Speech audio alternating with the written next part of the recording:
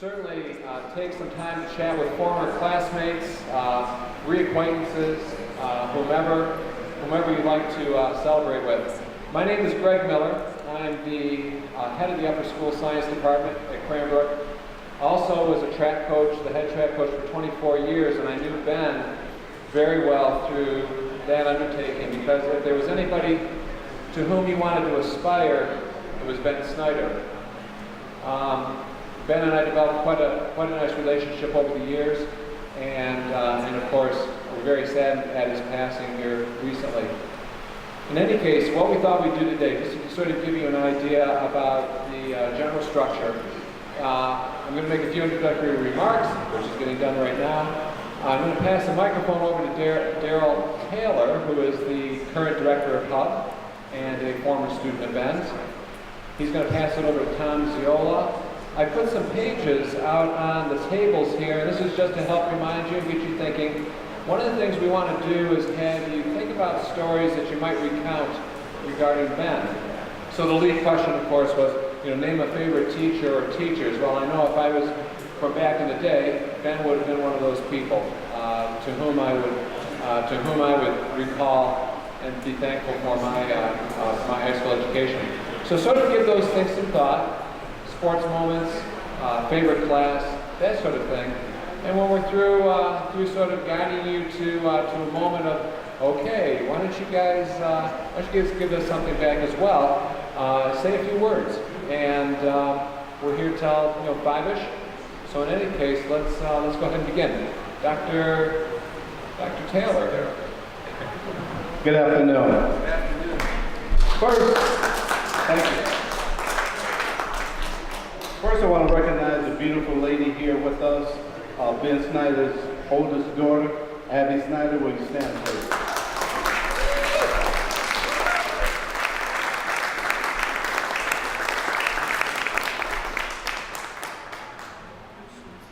I'm sure all of us, we could tell a lot of stories about Mr. Snyder. For us in Hub, he was our father. For those of us who didn't have a father, or maybe had a father who was having difficulties, for us, he was our alpha. Mr. Snyder, he was sort of like that fictional creature that came to life. For us, he was Don Quixote, making that impossible dream possible here at Cranbrook, and making impossible happenings in our life. For all of us who've gone through Hub, who had the opportunity to know Mr. Snyder, he did so much for us. And he did it without really expecting anything in return. His famous line was, "There's no such thing as a bad kid." For Hub, it was always about giving that opportunity, giving that chance. For me, he was always there for me. He will always be with me. There's so many things that we at Hub, we're thankful for Mr. Snyder. But once again, the main thing is, he just made us believe in ourselves. He was that individual that no matter how bad things were, he would always find the light in the midst of darkness. He would always provide that answer to a problem. For me, now trying to fill his shoes as the director of Hub, I just go back and I think about what Mr. Snyder would do. One story I'll just tell you about him. I was up in Cedar Run, and he had a long arrangements of pipes. And I asked him, I said, "Mr. Snyder, can I have one of your pipes?" He said, "Sure, Daryl." And actually, I wanted to smoke a pipe, and my wife, she vetoed that idea. She said, "You might like it, but you're not going to do that habit." But anyway, I told Mr. Snyder, I said, "Sir, let me tell you what I want to do with it. Every time I have an issue, I'm just going to put it up to my head. I'm going to say, what will Mr. Snyder do?" And he said, "Daryl, I like that." I like that. So, I had the pleasure of knowing a young man when I was here at Cranbrook by the name of Tom Ziola. And now let me introduce you to him. He has a few words he would like to say. Thank you, Ben. Ben was such an amazing person to all of us. He had an impact in so many different ways on the community. Maybe he was a teacher, he was a mentor, he was a coach, as in my case, and he was really a change maker at Cranbrook. He changed the fabric of the entire community. I think what Daryl and Greg have been saying about Ben is really true. He had amazing faith in every kid. And for him, coming into a fantastic place like Cranbrook, I think he saw an opportunity. He saw an opportunity to give every kid a chance, really. For him, it didn't matter if a kid was out of the projects in Detroit or my neighborhood in Detroit or Pontiac or the son or daughter of somebody out of the auto industry. Every kid was the same. Every kid had a chance to make a meaningful contribution, and I think he felt that every kid should have that shot. And that's what he did when he created Cranbrook. That's how he worked with all the folks on the track team, with all of his students, and his mentoring for students on campus and for day students. So he was a pretty powerful influence in so many ways for so many people. So when I heard about this, it was kind of ironic. I was on the track team in the class of '71. I was the co-captain, last year I went to visit with Ben and Margot up in Maine with one of my classmates. It was a great trip. In fact, I have some photos from the trip if anyone wants them. I have more. If you're interested, let me know and I'll give them to you. And I was looking forward to going back again this July. And then I got the news. And I was actually in the town of Menlo Park in California on a track. I had my phone, which I never have with me. I had my phone with me and I heard the news and I was very, very sad. And I started talking with some of my classmates and other alums from different years. And we thought it would be a good idea to try to do something a little bit special. So a few of us have gotten together and we're setting up a tribute memorial for Ben Snyder and for Margot. What we're going to do is we're going to match donations. And I know that there are many other ways that folks can memorialize or kind of recognize their affiliation, the impact that Ben has had. There's an opportunity, I think, in the class of the 50th reunion class has a matching grant, I believe, they're setting up. And the family, of course, has also suggested that folks contribute to the Hub program, which is fantastic. We want this to be for everyone, though. Whether you were in the Hub program or not in the Hub program, regardless of what year you were in. I mean, Ben impacted so many generations of students, so many individuals, and we want this to be something that's coordinated with the other initiatives, but also something that everyone can participate in. So we're kicking this off today, and we'll be doing it through the course of this year. That's our goal. There are several of us who've started this, and we're obviously welcoming anyone else who wants to join up with us. We have a small committee that we're putting together. And we would like to, at some point, maybe put a plaque somewhere very, very visible on the campus so that not only students but visitors can see something and think about the impact that Ben had. That it's for everyone, that Cranbrook is for everyone, and that everyone can make a contribution and feel that warmth and that care and that consideration when they think about Cranbrook and their experience here. So that's what we're going to do, and I appreciate any support. I think the development office will be collaborating with us a little bit, and we'll be reaching out to a number of folks to talk about that if they're interested. So for me, obviously Ben was a big deal, and I'm very grateful, like so many others are, that maybe we can do a little bit to recognize the contribution that Ben has had and Margot had in our lives. So thanks, and I hope everyone can do their own little thing and remember Ben and Margot. Well, Margot's still with us, of course, but remember Ben's contribution to the community and relate to that. Thanks.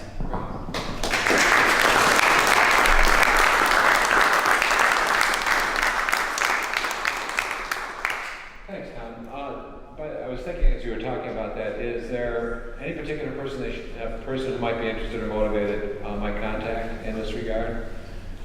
Well, they should probably contact me. I'll make that information, or Susan. Oh, sure, yeah, of course, Susan. Yep. So if you want to just speak with Susan, you might be able to exchange some contact info, that sort of thing. Would be great. Yes. Logo, is there an online donation? You'll need to. We will work on that. Okay, yes. Okay, great. It'd be nice to have that. I know that's the way anybody does money transactions at all, isn't it? Brad.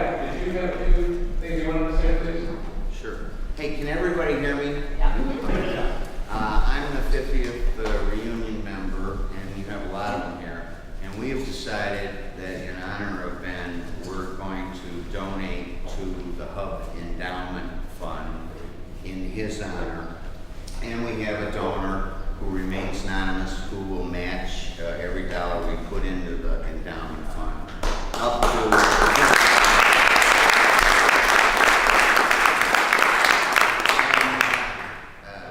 April 29th, we lost a wonderful member of our family. There's no doubt that this gentleman impacted this place since 1949 is when he started. That's mostly, my class was born that year. But more importantly, he started the program in 1965, and a lot of the gentlemen who were involved in it right out of the chute are in our 50th reunion class. And I hope they're willing to say a few words. But the only thing I want to say is Ben and Margot were at my dinner table in the 50s, and so they've known me since I'm a little kid. And my favorite story of Ben is that Margot and Ben come to my house when my kids are about, it's 1984, I got little kids. They get out of the car, Ben's wearing a nice button-down shirt like I have tonight. Only he has a fountain pen in it that's upside down. And as he's walking toward my house, it looks like somebody just shot him. It's just going all over. And Marco goes, Ben! And that was the way the whole evening was. He didn't care. But he was just a wonderful influence on my family and most importantly on Cranbrook and the Hub. Anyway, I hope you'll consider donating to the Hub Endowment. I'm not trying to slight Tom here so much as we feel the real baby is Horizons. And if it weren't for Ben, it wouldn't be such a success.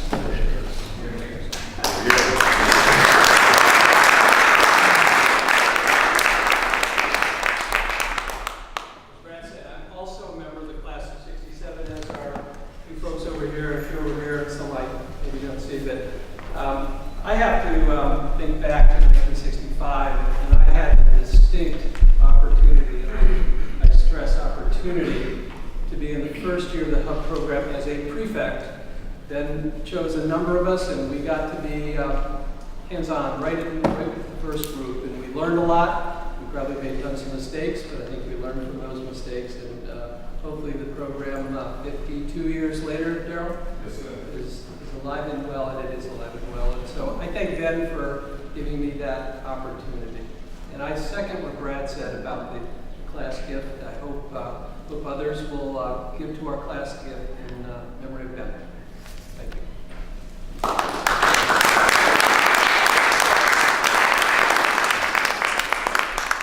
So the fan is off. It looks like we probably don't really need the microphone quite so much. We'll try to go sans microphone. Yes, yeah, please. I want to share an anecdote about Ben that was very significant to me. I was part of the 65 group of the Hub also, but I can't tell you many details. But anyways, in 67, I was on the track team, and after a lot of hard work, I earned the third leg of the mile relay. And we had a special handoff technique where the guy would start sprinting ahead of you, and you would kind of catch up with him and hand the baton off. And so anyways, I got to hand the baton off to Eddie Randall over there, who was the fastest guy on the mile relay. Well anyways, we had a big meet with E-Course, I think it was, and the mile relay is just about the last event in the whole meet. And we were tied. And so this was a big race, and so I was excited. The stands were packed with fans, and including my girlfriend, and my parents were there. And so anyways, I got the baton, started sprinting as fast as I could, crowd is cheering, and I started to hand it off to Eddie, and he took off. I want to blame him, he's too fast. But anyways, I couldn't catch him. And so finally I thought to myself, God, maybe I could just jump and fly through the air, get it in his hand. And I saw his hand back like this, and I leaped, and I think the baton brushed his hand, and then the next thing I knew, I was sliding down the track, and I could hear the baton rattling on the cinders, and the crowd just went silent. And I wanted to dig a hole right there and I went into it. then he trotted back, picked up the baton, and carried on and finished the race, which we lost, and we lost the meet because of. So, anyways, I felt crushed, and I went up to Ben after the meet, and I said, "God, Coach, I'm sorry." And he just brushed me aside. He was so hot and wouldn't speak to me. And so I carried this trauma for many years. But anyway, at the awards assembly at the end of the year, they give out an award to the guy on the track team who had the most spirit, who tried the most, probably accomplished the most with short legs like I got. But anyways, I got the Alumni Award. And it was the only award I ever got in high school. And I could thank Ben, and I knew then that I wasn't in the doghouse with Ben Snyder anymore. And I held so much respect for the guy, and he was an inspiration to me my whole life. So thanks, Ben.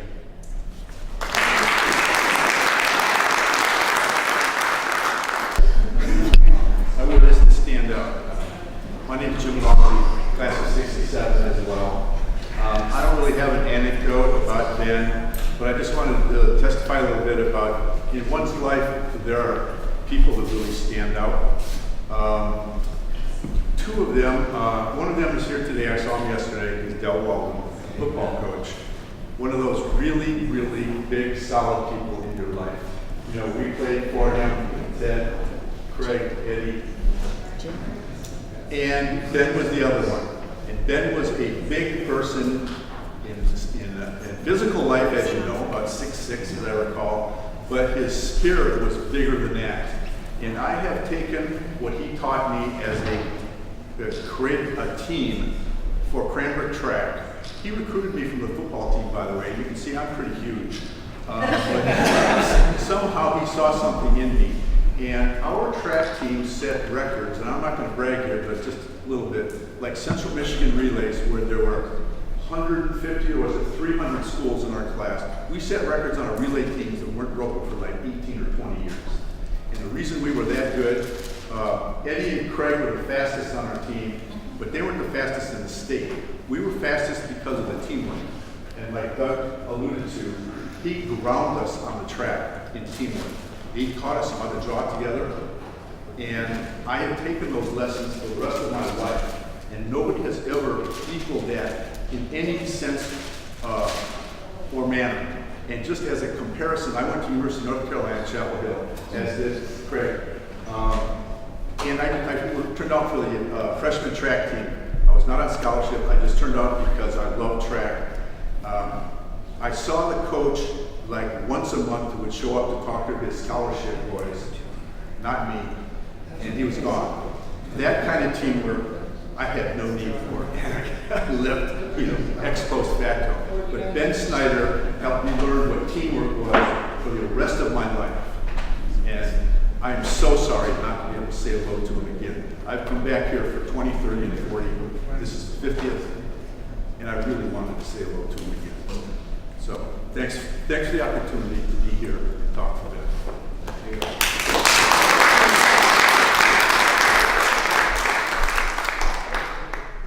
I hope it's all right to not be a Golden Years testimonial. I kind of feel like I'm in the church of Ben Snyder.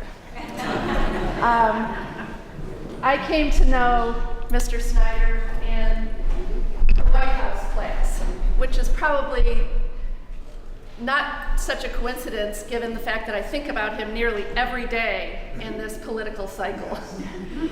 As Daryl said, I don't have a pipe, but if I had something to touch my forehead, I would say, what would Ben Snyder be thinking now?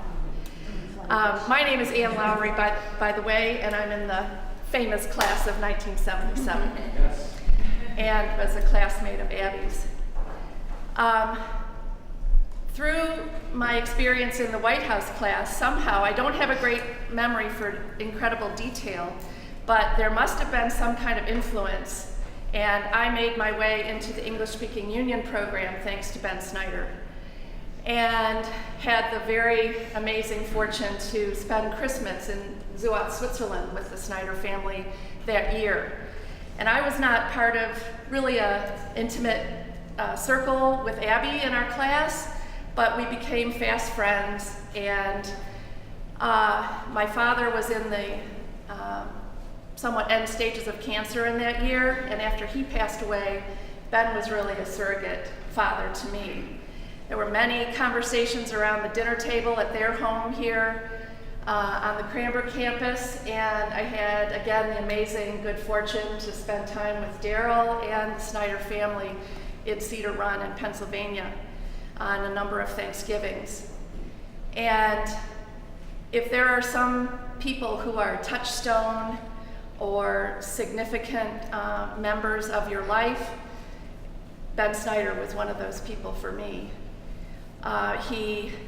I think I kind of notched it down year by year from probably a dad who bled blue with the University of Michigan to going to the University of Colorado and switching to St. Lawrence University thanks to the influence of Ben Snyder, who counseled me over the dinner table in Switzerland. And it just has made, I think, almost every direction I've taken in my life somewhat different thanks to the influence of Ben Snyder and the Snyder family.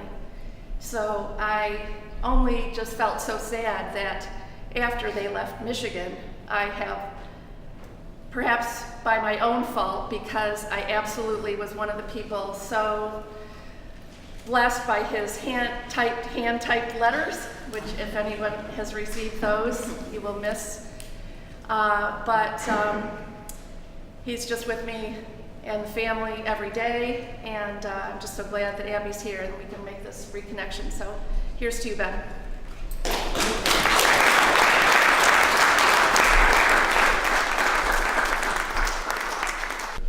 Because he taught me something in the classroom that wasn't part of the curriculum that lasted me a lifetime. He gave a pop quiz on the second day of American history, 8th grade. We all flunked, except I think there was one classmate who I believe is sitting in this room who must have studied because he did pass, and but the rest of us all flunked. And the lesson I learned from that was be prepared.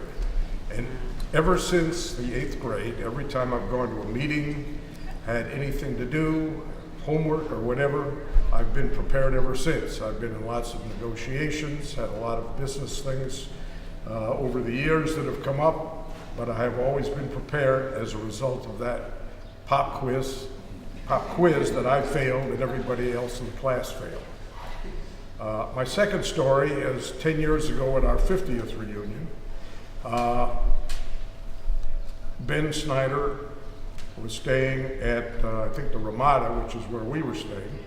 And our classmate who's sitting here, Mike Hermanoff, hosted a class for dinner at his home, as he did last night again. Thank you, Michael. And Mike said, Ben's staying where you are. Can you bring him to the dinner? And I said, fine.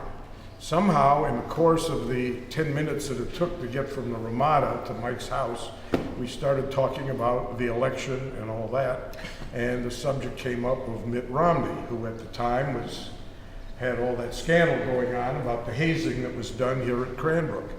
And Ben said, you know, I was head of the disciplinary committee at the time, and we never heard about it. The kids kept it quiet. The disciplinary committee never heard about it, and had we heard about it, we probably would have kicked them out of school. So now you know how Mitt Romney survived to go on and then do a presidential campaign, because Ben Snyder did not hear about him and hazing and kicking him out of school. The last story I have is personal. I was a very lousy baseball player, but I was on the baseball team until my senior year, when one winter I'm in the gym and Ben is running time trials for all the fellas on the track team. So I said to him, you know, I don't know how fast I am, can I try? So I ran around and he's got his stopwatch and he clicks the stopwatch and he takes one look at me and he says, you are on the track team. And I did go on the track team my senior year after all those failed years as a baseball player, and it was one of the highlights of my Cranbrook career, being on the track team. Thank you, Ben.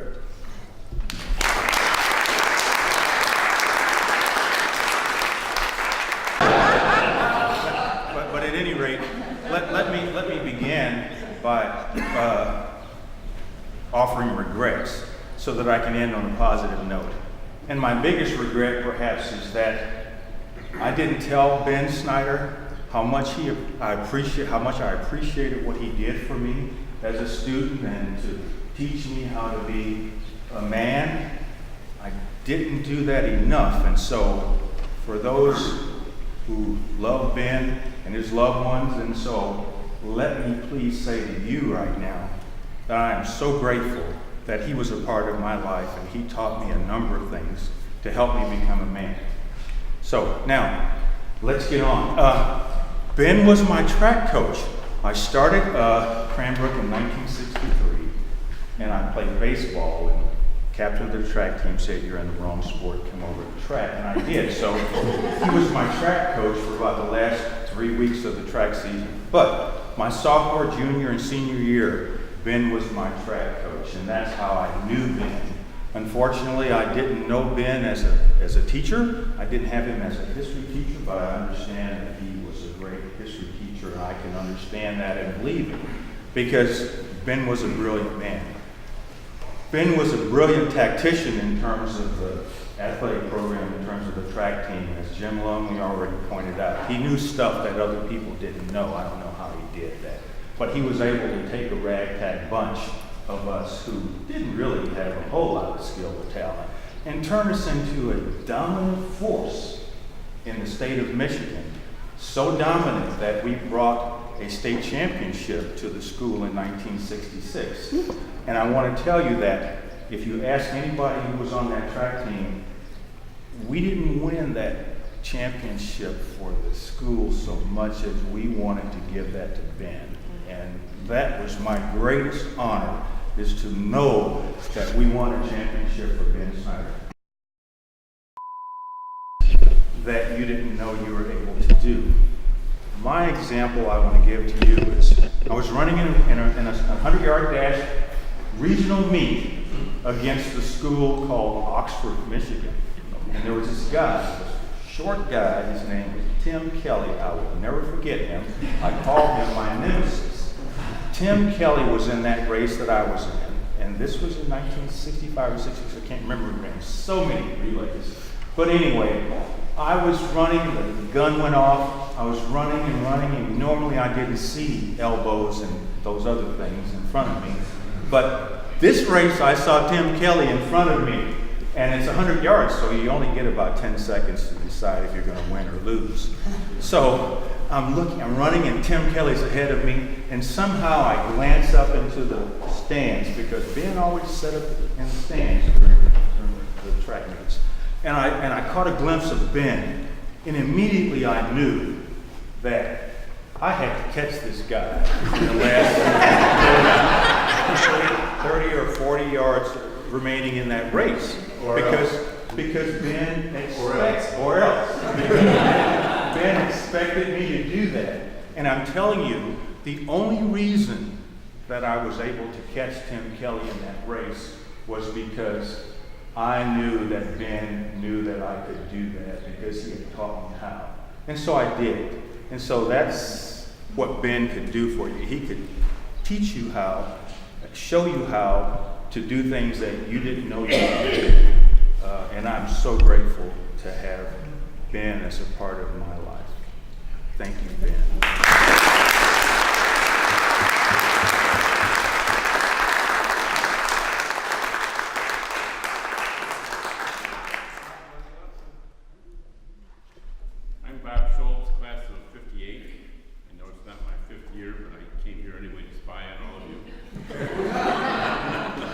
I first met Ben Snyder in 1952. I heard that he came in 49. I didn't know that until today. But he was... My name is Barbara Black-Donnell, and I want you all to know that when Ben Snyder came to Cranbrook, it blew the upperclassmen Kingswood women's minds.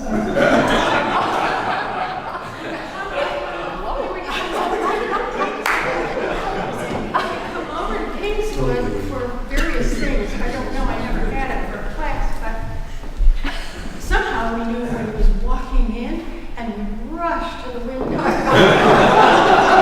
Then he got a red car and it was easier to spot him. And when he found Margot, it was very hard.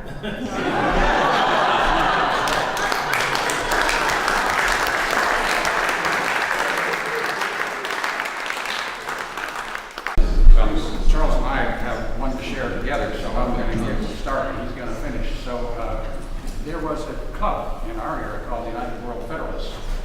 Not too common, people don't know about that, but he wanted to inspire us to think about world government. And so Charles and I, we met in a little cabin out in the middle of the lagoon. Thank you. Right across from Rob's house. And the great thing about it was the only co-ed event that we knew. Girls were invited. So many people came to the meetings of the United World Federalists, and they stuck with us all our lives, thinking about, this was, United Nations was still kind of fresh, and League of Nations had failed, and Congress of Indiana was a bummer, and before that, the PC Utrecht, we studied all this stuff, but what we were going to do next about the world government. And Charles finished this up for me. Well, maybe, but in any event, what I enjoyed, had the privilege of observing Ben as an instructor. I thoroughly enjoyed how he handled himself. He was every bit of a gentleman. He had that aura, of course. But so in the international relations class, which was the senior year special, and we were going, I was doing my best to keep up with things, and then he said, we're going to have a guest today, and I want you folks to pay attention. And a woman comes in, middle-aged, by my standard, you're quite young, and she sits over on the side, and he launches into this lecture that I had the likes of which I never saw in college. And it was beautiful. It was so positive. In any event, what he's doing is selling this lady on contributing another $1 million or something. I have no idea what it was, but I can tell you after 44 minutes she was ready to donate.